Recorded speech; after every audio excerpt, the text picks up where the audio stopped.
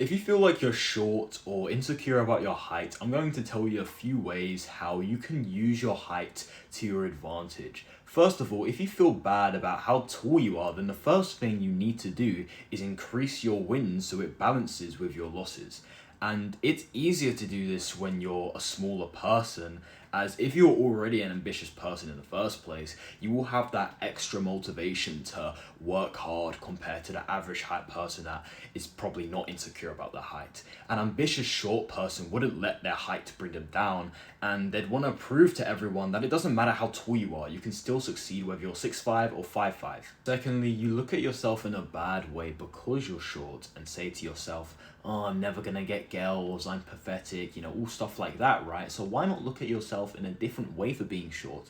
For example, being like, okay, I may be short, but if I go to the gym and get bigger, I'll start to look better, get stronger than the average height person that, I wish I could be like. And then, that would actually make me feel better about being short, because then I'd get more praise from people and people would just be more shocked when I show them my strengths compared to if I was this average height person. When you look at yourself and your height in this sort of way and have this different mindset to it, you start to feel better about yourself, and then later on not even care about your height anymore, and maybe even feel proud that you're small, as you can do stuff that taller people can't even do, right? So it almost makes you feel like I've had to work harder because I'm short, you know what I mean? And this is the same with other insecurities too. For example, your PP size, because even if you're below average, you can still learn how to have sex better, as not many people are actually like studying and reading books or looking on the internet of how to have good sex, do they?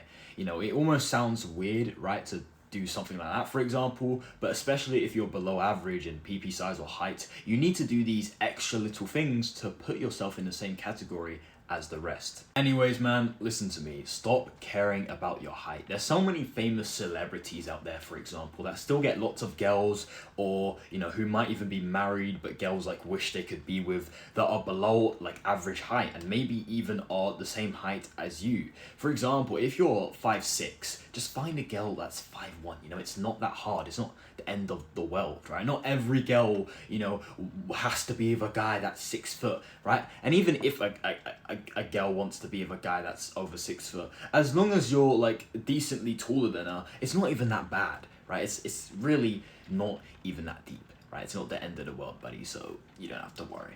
Use your height to your advantage to win instead of letting it destroy you to make you lose. But if you still feel bad about your height, even after watching this video, and maybe my advice hasn't worked for you here, then why not check out this video on screen now, where I explain more about why being smaller than average isn't as deep as it seems. Thank you for watching as always. Take care and peace. Bye bye.